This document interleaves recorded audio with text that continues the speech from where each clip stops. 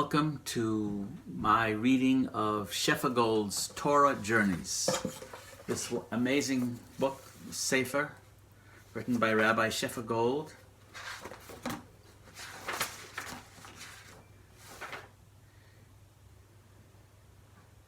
First published in 2006. This is an amazing book because it doesn't take the view that those people back then did it a certain way and we should try to emulate them.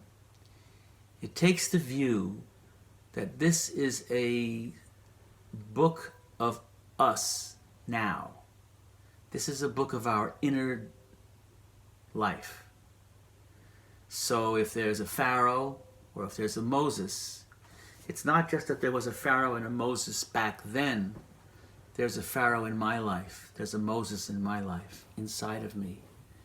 And I need to give them both understanding and attention. And so it's a completely new way to understand the Torah.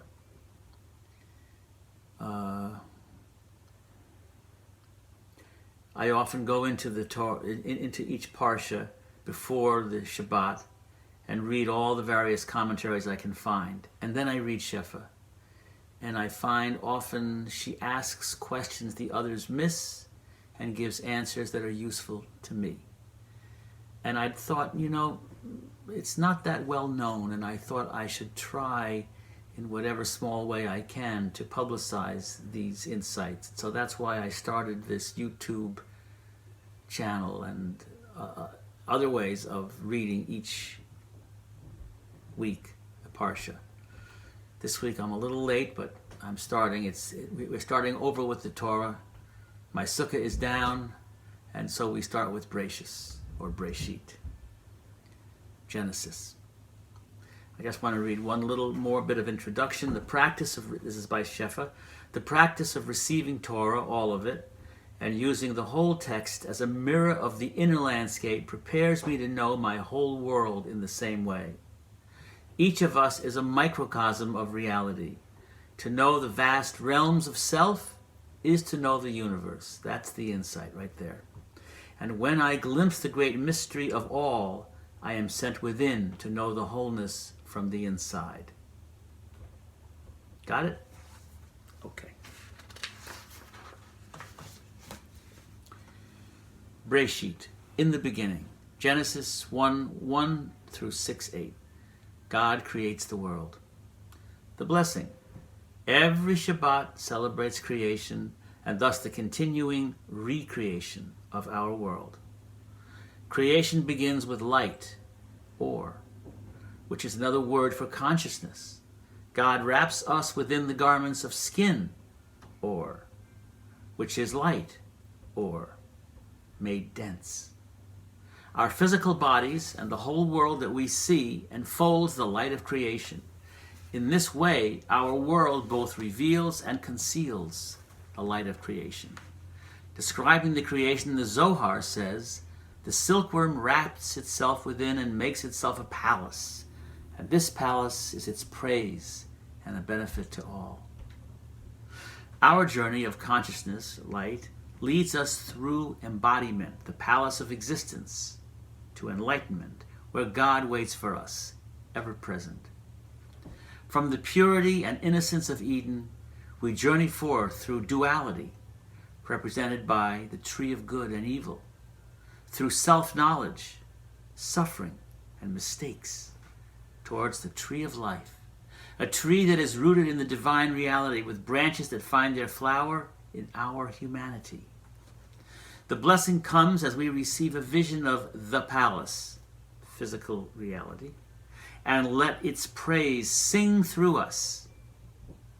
God is here, inside all creation, radiant and waiting. The teachings of Kabbalah address the mystery of how the divine becomes manifest, how the infinite enters the finite, how we might possibly bridge the chasm between God and creation. Kabbalah gives us the image of the tree of life with its roots in heaven and its branches reaching into human awareness. The tree has 10 sefirot, which form pathways from the infinite to the finite.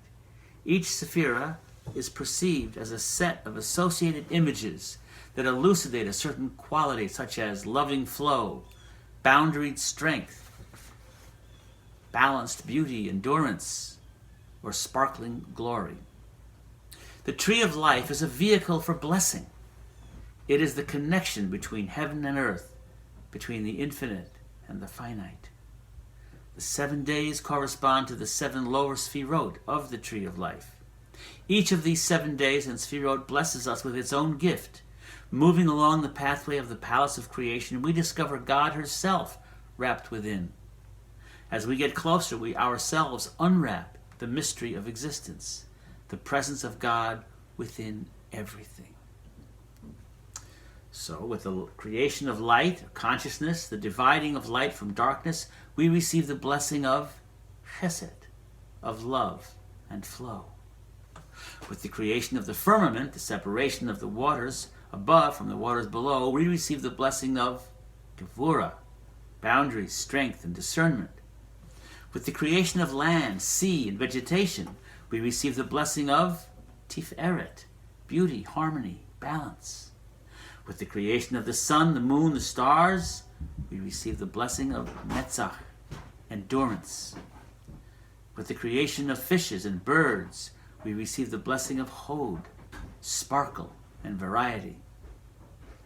With the creation of land animals and humans in God's image, we receive the blessing of yesod, foundation, regenerativity, creativity. And with the creation of Shabbat, we receive malchut, the indwelling presence. In receiving all these blessings, we enter the palace, where we may hear the praise of all creation. Then the power of our shining awareness, overflowing gratitude, and resplendent praise can send all of those sparks back to their source.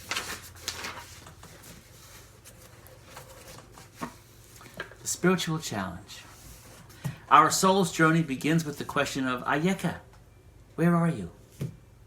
Hearing God's first question, Adam hides, saying, I was afraid because I was naked. The spiritual challenge of this beginning time is to know that we are utterly naked and vulnerable. Yet rather than hide, we are challenged to stand in our nakedness. We are spurred to uncover our essence, to let go of everything that we've acquired to keep us safe. We are required to stand in our vulnerability, to open to the power that moves through us. This vulnerability allows us to experience the energy and flow of an ever-shifting and dynamic reality. Suzuki Roshi calls this condition beginner's mind. A mind free from possessing anything, a mind that knows everything is in flowing change. Nothing exists but momentarily in its present form and color. One thing flows into another and cannot be grasped. Even one moment of beginner's mind wakes us up to the knowledge that we always perceive the world through our own specific lens.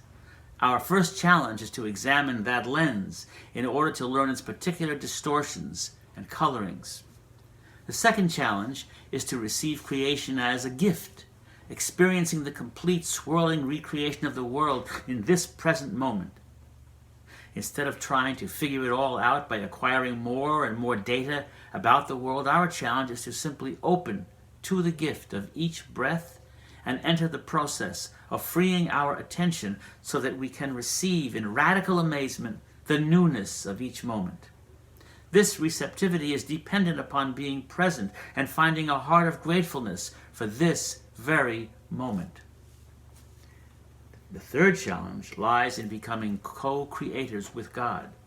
Knowing that the world is being created at every moment and knowing that I am created in God's image, I am challenged to open myself to the flow of goodness and to let that flow be expressed through the workings and play of my life. Then I begin to know myself as a partner with God in the work of creation. I can surrender the power of my imagination and the skills of my hands to the co-creative work of shaping a holy life. I am called into partnership. Guidance for practice. I will suggest 3 practices for this week of Bereshit, of beginning time, that might help us to rise to the spiritual challenges delineated above. Seeing the world without its clothes on. Sit outside in a place of natural beauty and power. Close your eyes and gently let go of every thought. Return to the knowledge that the world you perceive consists of the garments of God. Immerse yourself in the knowledge that there is a special God light hidden inside everything. Resolve to penetrate the surface of creation in order to know God who is wrapped within this palace of creation. With each out-breath, allow the world to undress. With each in-breath, breathe in the light that shines out from within creation. An exploration of gratefulness and receptivity. Second guidance for practice. Close your eyes and focus on your breath. Let the breath slow and deepen slightly. With each in-breath, receive the gift of your life, and then let each out-breath be an expression of gratefulness for the gift you have just received. A very simple yet powerful prayer. The third guidance for practice. Just speak 2 words directly to God. Use me. If you are ready to say these words, and on some days I know that I am not ready or available, then open your eyes and be attentive to the opportunities for service that present themselves during the day. Another way to say this prayer is, Hineni osa et atzmi merkava l'shchina. Here I am, transforming myself into a chariot for divine presence. Shabbat Shalom.